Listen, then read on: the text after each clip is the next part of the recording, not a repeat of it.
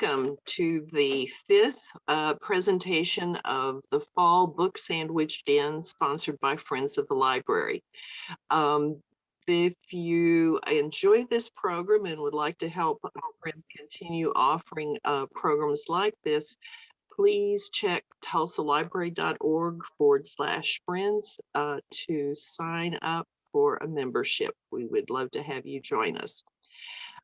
Today, we're in for a real treat. The Mystery of Mrs. Christie by Marie Benedict is going to be reviewed by a local author, Julia Thomas, who has written two best-selling British mysteries herself, The English Boys and Penhale Wood, published in 2016 and 2017, respectively. Ms. Thomas was born and raised in Oklahoma. She's a graduate of Northeastern State University and Yale Writers Workshop. Ms. Thomas is married to mystery novelist Will Thomas, working as an assistant and first editor for his successful Victorian series, the Barker and Lewin books. Her third book, a historical novel set in Guernsey and Cornwall during World War II, will be published in 2022. She's currently working on her fourth novel. Welcome, Ms. Lewis. Ms. Thomas, we're excited to hear what you have to say about The Mystery of Mrs. Christie. Thank you. Thank you so much, Janet. It is such a pleasure to be here with the Friends of the Tulsa City County Library and to get to talk about one of my favorite topics and one of my favorite authors. Agatha Christie has been one of my idols for a very long time. And today we're discussing this book right here, and it's called The Mystery of Mrs. Christie. And when I was first asked to do this book talk, there were three things I didn't realize. The first is that I share a publisher with Marie Benedict, who's the author of this book. Not only that, but I share an editor with her. So my fabulous editor, Shanna Drays, is also the editor of this book. And so it gave me a little extra pressure when I realized it, because I thought, wow, I hope I like it. I hope I enjoy it. And the second thing that I realized is when I was even just partway through, I realized I loved this book. So I'm super happy to get to talk about it with you today. It's a wonderful book. And the third thing is, like other well-written fiction, this book is inspiring and instructive for aspiring writers. So if you've ever had the yen to write, the most important thing to do is to read wisely and in the genre that you really want to write in. Read good literature, read timely work, things that are written now, read timeless work, read Moby Dick, read classics like Charles Dickens, and use the books that you read to challenge yourself as a writer. A funny story, a couple of funny stories. One is that I met my husband as an incoming freshman at OSU years and years ago. And the very first time we met, I asked him if he liked to read, because it was critical to me that I only dated people who liked to read. And it turns out he loved Sherlock Holmes and I loved Agatha Christie. So that's been something that's been a part of my life since I was a teenager.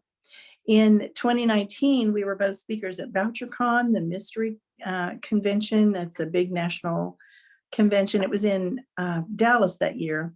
And it was really funny because I was invited to speak about Sherlock Holmes and he was invited to speak about Agatha Christie. So we each know quite a lot about each other's favorite subjects. So, these are subjects near and dear to our heart. This particular book, The Mystery of Mrs. Christie, has two trajectories. It's got the story of Agatha Christie as a young unmarried woman in 1912. It is when her story starts. She is part of a wonderful family and a wonderful set in her home in Torquay in England, which is in Devon on the English coast and on the southern coast. And she was going to parties and picnics and dancing and sailing and just, a very active girl in her set. And she had a husband kind of picked out for her, and she thought he was just a lovely person, and they dated, but not seriously. They knew marriage was in the offing. So that's where she starts at the beginning of this novel. And she meets a dashing soldier named Archibald Christie. The second trajectory of the story is the story of Archie Christie about in 1926, in December, on the very first day that Agatha has gone missing, because the mystery of Mrs. Christie is about 11 days in 1926 where Agatha went missing and was completely gone. She couldn't be found at all. In August of 1926, earlier that year, he had asked Agatha for a divorce. He had been unhappy in their relationship for some time. They had a child that he didn't particularly want at the beginning of the pregnancy, but he ended up loving his daughter. But he was intimidated by having a smart, intelligent, creative wife, and he found someone less complicated. And in August of 1926, he asked Agatha for a divorce. Well, she said no. She was in love with her husband. She wanted to make the marriage work. It was 1926, and divorces were not terribly common. And her mother was encouraging her to stay with the relationship because she felt that it was the right thing to do. So we're on these two trajectories. And I love the way this particular book is written, with small chapters, just a snippet of Agatha, then a snippet of Archibald.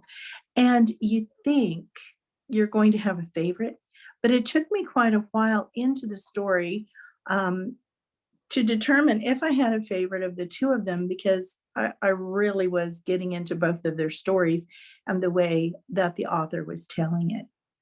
So I'm going to read just a snippet, just a few lines from the opening of this book, to share just a little bit of her writing style and to give you a sense of it.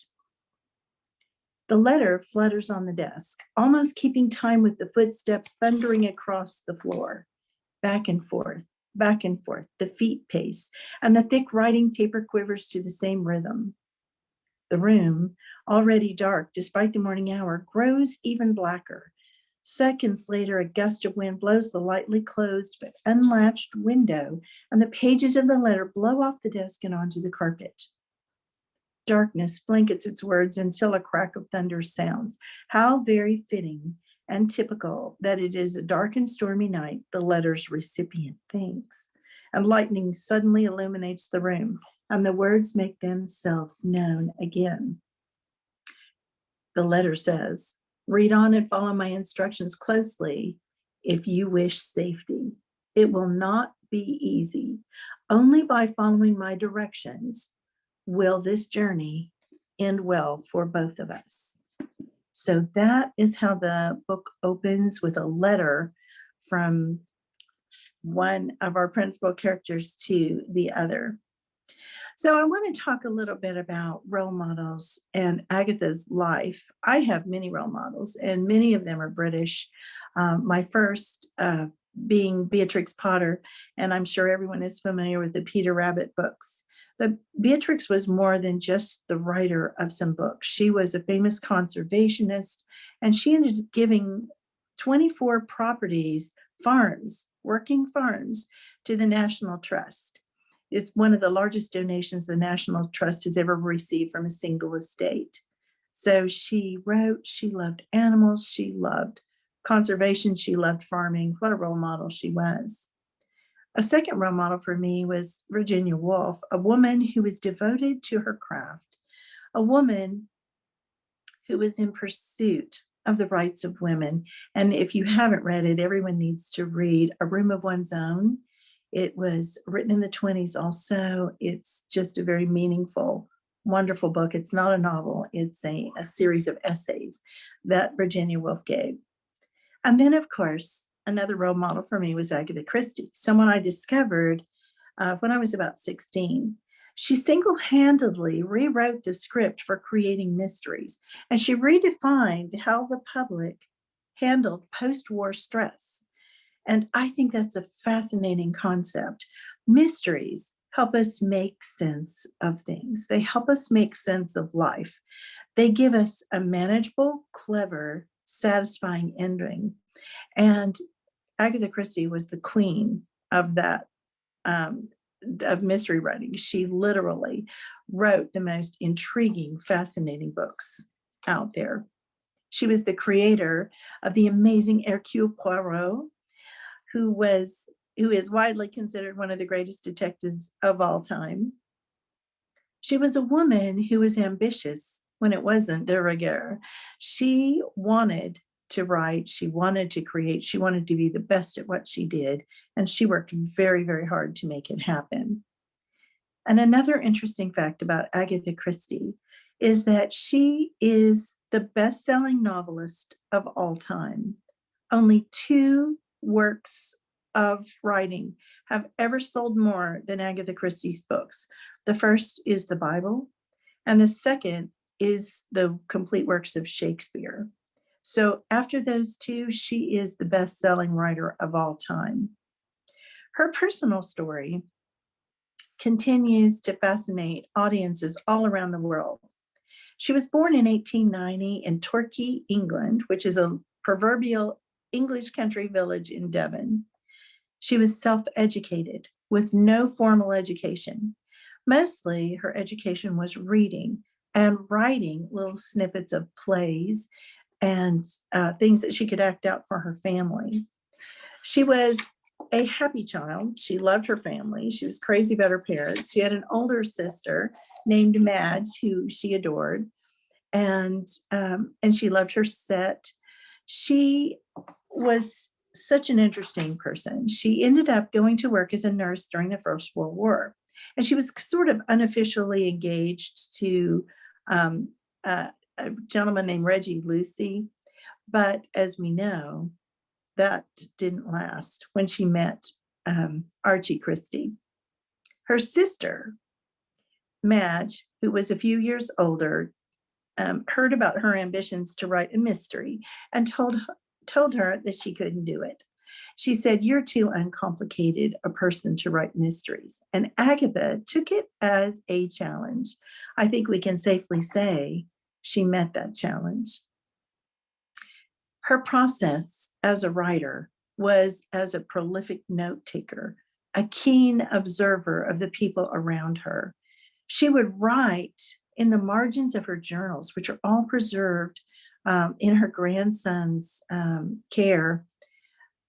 She would write who, what, when, where, why, and how in the margins of her notebooks. And then she would ruminate on the details to see how she could make her writing more interesting. Agatha was inspired by Sir Arthur Conan Doyle, the creator of Sherlock Holmes, and she also loved Gaston Leroux. Of course, that's the author of The Phantom of the Opera. And she and Doyle ended up, after she became well known, becoming personal friends through the years. Agatha considered herself a wife first, a mother second. And writing, although it was something she really wanted to do, a personal goal, she recognized this as a side occupation to help with expenses for her growing family. Her husband was sometimes in and out of work, and whenever he had some difficulty bringing in money, she was able to say, I wrote a book, I have a contract, and she was able to take on the burdens for the family. As his work woes went on, he became a little bit jealous of her success. He did not want to hear that things were going well for her when they were not going as well for him. And so she began keeping the news of her books to herself. So she couldn't come home and say, "Hey, I've finished a book, I finished a story, I've created this character that I think you'll find interesting." Because she did not want to face a snide comment that she was usurping his role as provider of the family. So writing as some of you may know, is not always an interesting proposition. It can be very difficult. It can take years to write books. And Agatha once famously declared on the first day that the first day of writing a book was one of the most awful experiences ever. It was so much more fun for her to make notes and think about the book endlessly and ruminate on plots and think about it. It's far less stress to plan and to see it in your head than it is to start writing. But she also said in her autobiography that the real work of writing is worrying about your plot. And I think that's where Agatha truly excelled, because not only did she create interesting figures, plucking vicars and doctors and people from every walk of life to be part of her interesting stories, she was also the best, literally the best at creating a plot that people couldn't figure out. So let's talk for a second about her three main detectives in her books, because they became such a part of her personality. And I think they represent, in some ways, different facets of her own personality.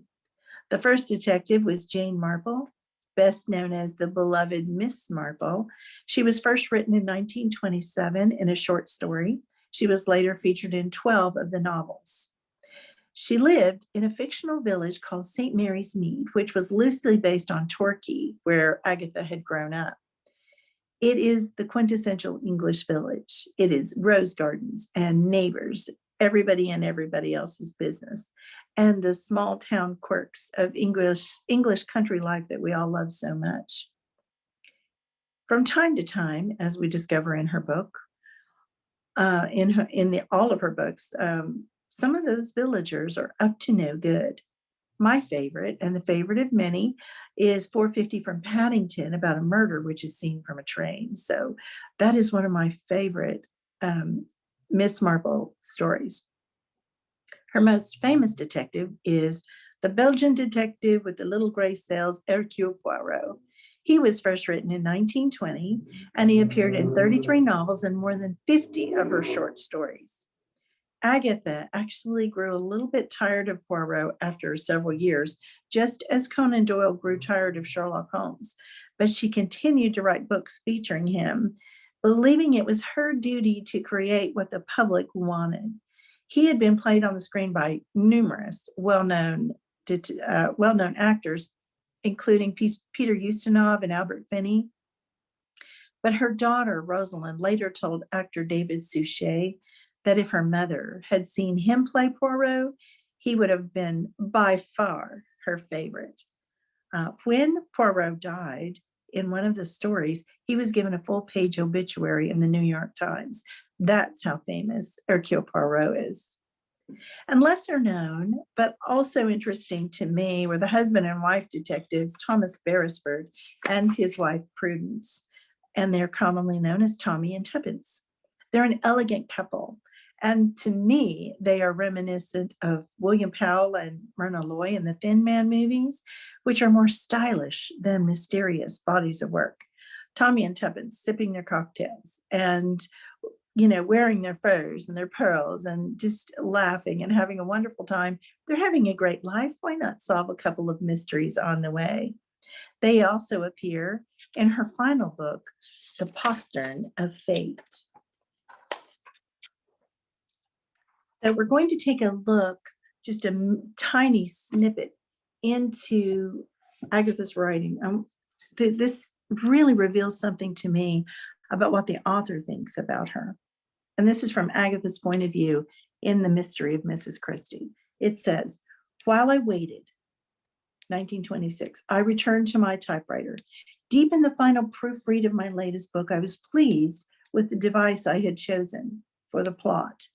In this story, I had taken up the challenge Madge had given me all those years ago to construct a mystery that no reader could solve and take it to the next level.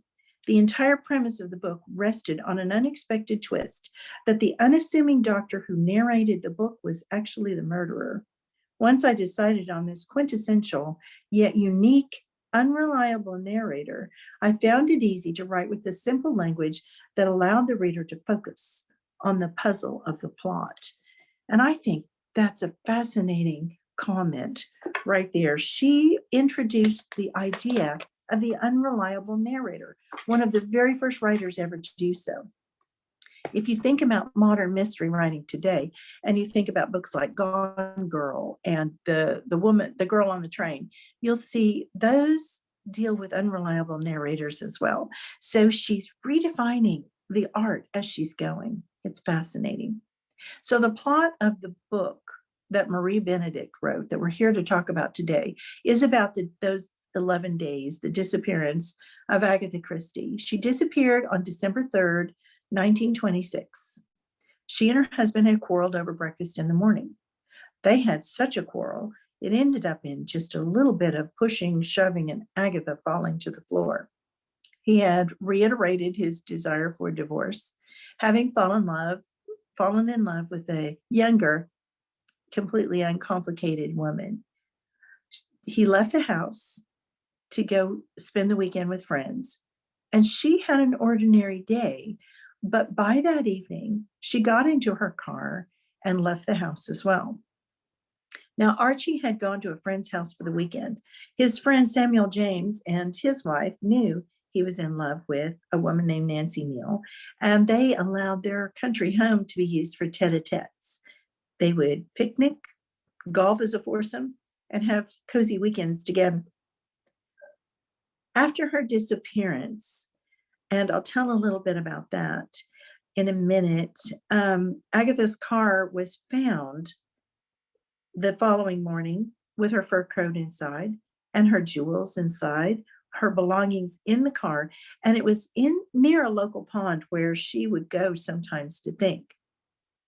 The police conducted a local investigation for a couple of days, which quickly turned into a national manhunt. All of Great Britain became afraid that their favorite mystery writer, who had devised some of the most grisly and interesting murders, had herself become a victim of foul play. They did manhunts through fields, through marshes. They ended up draining the local pond where her car was found. No evidence existed at all of Agatha. She had completely disappeared. Suspicions mounted against her husband. One of the maids finally confirmed to the police that Archie had received a handwritten note from Agatha and had burned it instead of showing it to the police. The manhunts continued to turn up nothing. And little by little, the police interviewed the household staff, and they became aware of the Christies' troubled personal relationship. They discovered that Archie might know more than he was letting on. So here is just another little snippet from Archie's point of view. We got to hear a little bit from Agatha's point of view. Now we're going to look a little bit at Archie's. It said, it didn't matter that he'd heard the odd policeman mutter that Agatha went missing on purpose for reasons of her own design. It's unimportant that the Liverpool Weekly Post's recent serialization of the murder of Roger Ackroyd had prompted some pundits to speculate that Agatha had staged her own disappearance as a publicity stunt for her latest book. But none of this really affects the fact that the public at large and the detectives in charge think he's a philanderer who's killed his wife to be free to marry his lover, particularly in light of the recent evidence. Archie thinks about the peace he has made with his own fate, but he knows his state of mind makes no difference because the end is at hand, regardless of how he thinks about it. So that's really interesting. 11 days after her disappearance, Agatha was discovered in a secluded private spa in Harrogate in Yorkshire, where she had checked in using Nancy Neal's surname. And so there are several theories about the disappearance of Agatha Christie. She herself wrote an autobiography and didn't mention it at all, even though it was one of the biggest events that happened in 1926 in Great Britain. We're going to take a look at a few of the theories, and So you can just be thinking about the different ways, the different thoughts that were going through the minds of the police and different people. She has never confirmed herself what happened. But here's the first theory. The first theory was that she disappeared in a fugue state of anxiety and grief.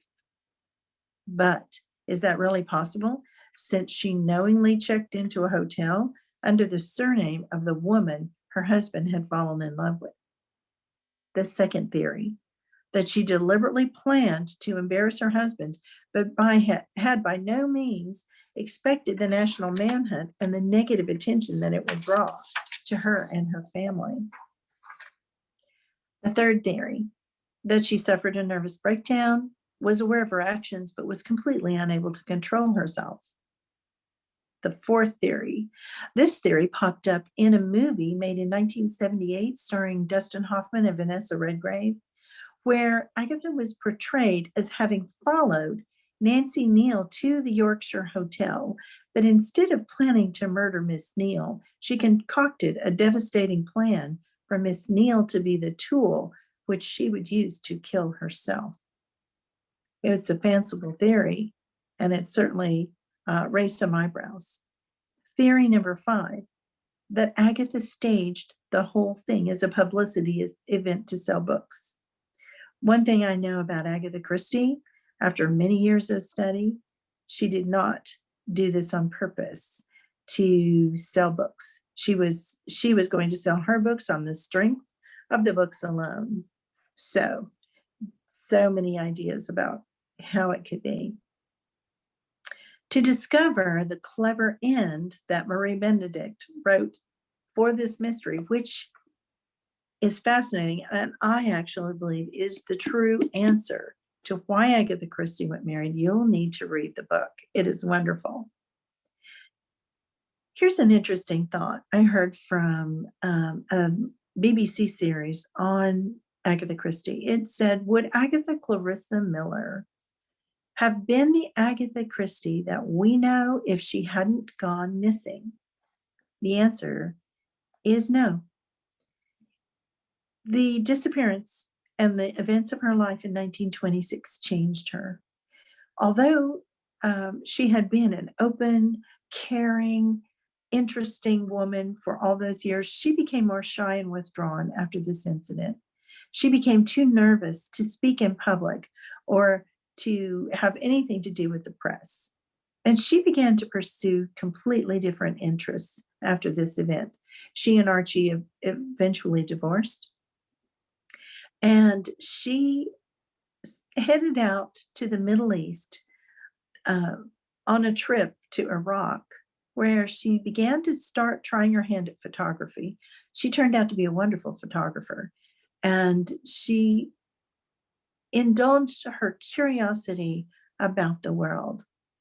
Her travels and dedication to observing human nature allowed her to write 66 detective novels and 14 collections of short stories, all of which are unique and captivating. Of course, she wrote numerous plays. The play The Mousetrap was the single longest running continuous play in England of all time. On her overseas trips, she became interested in things like archaeology, and she married her second husband, a quiet, mild-mannered archaeologist named Max Malawan. They met in the Middle East, and it's one of my favorite things about them is not only did they work together, encouraging each other's careers. She was excited about his archaeology. He was excited about her being a mystery writer. But in 1968, he received a knighthood from the Queen of England. And he and Agatha at that time became one of just a few couples in Great Britain who both had received knightly honors in their own right. Agatha Christie was a truly remarkable writer. She redefined fiction in the era known as the Golden Age of detective fiction. Her books may appear simple to some, but they are full of the details and small complexities that make discovering whodunit a fascinating task for all of us who love a good mystery. And I am ready for questions if we have any questions so Uh, far. yes, there's one question. Let me get it up here. Did Mrs. Christie's disappearance in 1926 coincide in time with Archie's request to be free of the marriage? So he asked her in August 1926 for a divorce, and she said no. And then he kept insisting, and she said, if you name Nancy Neal as the adulteress in the divorce, then I will consider it. And he refused to consider it. All of that information, that all happened in August before she disappeared in December. And all of that information, it comes to bear in Marie's book, where she takes all that information, puts it together, and gives us what I believe is the most plausible answer to the disappearance. And it talks about their state of mind, both of them. And as I said at the beginning of the talk, I found myself surprised a little bit that I identified with both characters in the book, which I thought was very interesting that they were able to. It sounds like he's just the total bad guy, but I I really, really enjoyed the way they handled it and how she was able to discover who she really was and what she really wanted in her life. Let's see if we've got any additional questions. The comment, you were much kinder to Archie than I felt toward him. I found him portrayed here to be weak and totally selfish. Did you have trouble understanding her reaction to holding on to her marriage? I think because of the time period and because her mother was very much encouraging her not to let their child grow up in a broken home. If you look at that time period, divorces were not that common. And I'm sure it's especially difficult to deal with a divorce when you're dealing with it in the public eye. So she had a lot of reasons to want to save it. She actually cared for him, but they really do talk about as I said in an original quote, it said she herself considered herself an unreliable narrator. And as a writer, and I think that I understand this too, um, have working on my fourth book right now, you create the world that you want to have. And I think in her mind, she created the world she wanted to have, and it was terribly difficult to let go of. Another question, did her writing change afterward like her personality did? Her writing became stronger, richer, more full of detail. She was already a keen observer of human nature, but she decided to get out there and really learn more about the world. If she hadn't gone to the Middle East, we'd never have Death on the Nile. We'd never have books like The Murder on the Orient Express. And I heard a fascinating story recently that she herself, coming back from one of her Middle Eastern trips, decided that she wanted to ride on the Orient Express just as a bucket list thing. And I love that about her. She's just so very real. But when she was on that train, they were trapped for 2 days because of an avalanche, a snowfall. So she was trapped on the train for 2 days. And what better thing to do than to decide, I think I've got an idea for a story here. If we're all trapped here, here's the Murder on the Orient Express. She found a way to turn it into one of the most creative and interesting mysteries she ever wrote. Um, I'm reading some kudos for you. Thanks for Oh, telling us about the links between you and Marie Benedict. Great book talk. Then another, I agree, great presentation. Boy, did we find the perfect person to share this book. Yes, thank you so much for an excellent, informative book talk. And may I join with my colleagues and participants that we really did enjoy your presentation so much. Thank you. And we're waiting for your book to come out next year. Oh, the ARCs came the other day. This is, the advanced reader's copy of my newest book, so I'm really excited about it. It's a historical novel, set in World War II, so I decided to get a little bit off the murder mystery, train and write something. I just had the heart to write something historical for a change, and I would just like to say thank you so very much. Agatha Christie's been a passion of mine for a long time, and I loved getting to delve back into her story and get to do this with the Tulsa Library.